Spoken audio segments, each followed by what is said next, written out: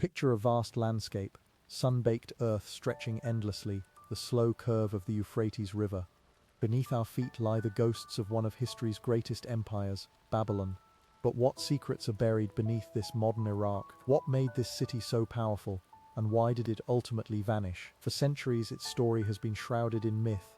But now, archaeologists are slowly piecing together a remarkable picture of life in ancient Babylon. Unearthing Babylon isn't easy. Political instability has made excavation incredibly challenging, and sadly, looting has devastated many sites.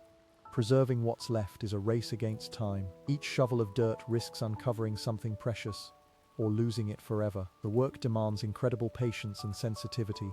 Every fragment tells a story we need to protect. Where did civilization truly begin? The answer points to Mesopotamia, the land between the rivers. The Tigris and Euphrates, they weren't just waterways, they were lifelines. This fertile crescent allowed agriculture to flourish, giving rise to some of humanity's earliest cities. And at its heart, Babylon. Its location became incredibly strategic, a crossroads for trade routes and empires. Initially, Babylon wasn't much more than a small settlement, a humble collection of mud brick houses huddled along the Euphrates. Necessity is the mother of invention. The river's unpredictable floods meant constant adaptation. People developed ingenious irrigation systems, canals and dikes to control the water and harness its power for farming. It was through this ingenuity that Babylon began to grow. Around 1800 BC, a man named Hammurabi rose to power. He wasn't just a king, he was a brilliant strategist and diplomat.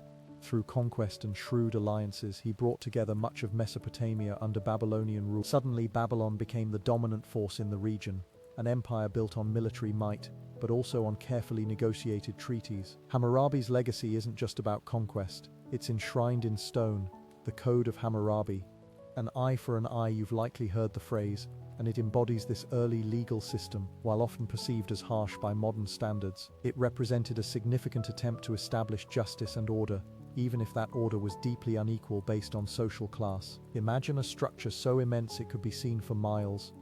That's what Etemenanki, often called the Tower of Babel, represented to the Babylonians. It was a ziggurat, a stepped pyramid dedicated to their gods. Building something like this required incredible engineering skill and organization, a testament to Babylonian ingenuity and religious devotion. The real story of Babylon isn't just in grand monuments, it's in the everyday lives of its people. Thousands of cuneiform tablets have been unearthed, windows into their world.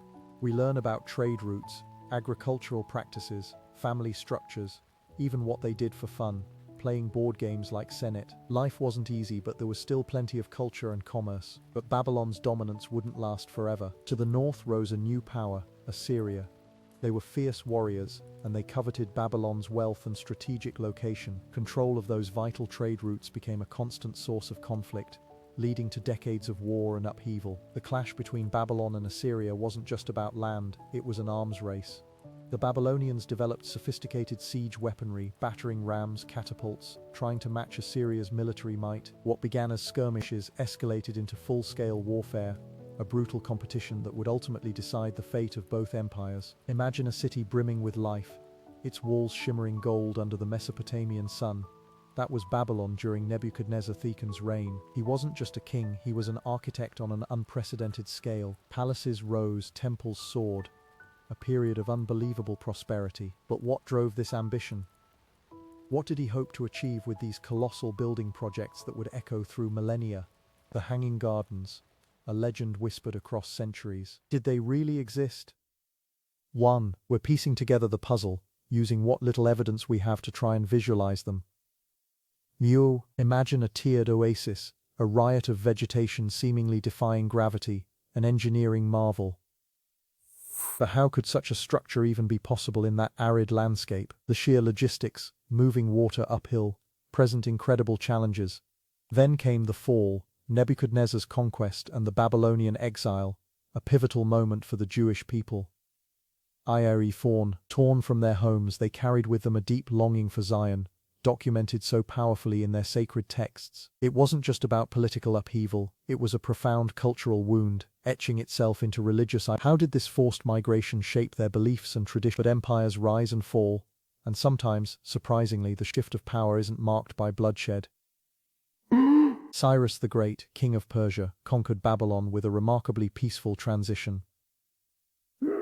He didn't destroy what Nebuchadnezzar had built. Instead, he incorporated it into his vast empire.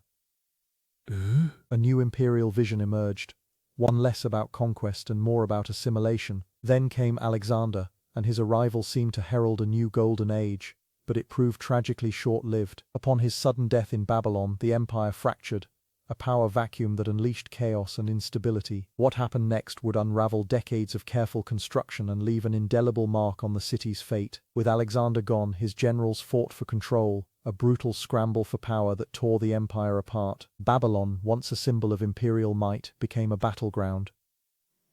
Infrastructure crumbled, trade routes were disrupted, and unrest simmered beneath the surface.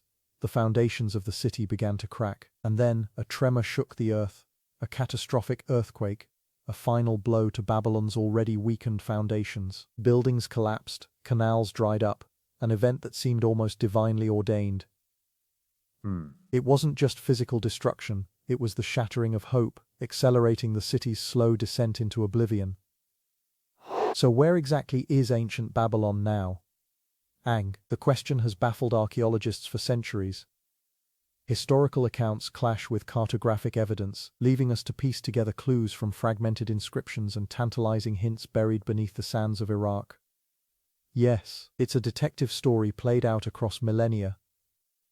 Today there's a renewed effort to preserve what remains, to reconstruct fragments of Babylon's glory for future generations. But can we truly capture the essence of a lost civilization, or are we merely creating an idealized version, divorced from its complex and often brutal history?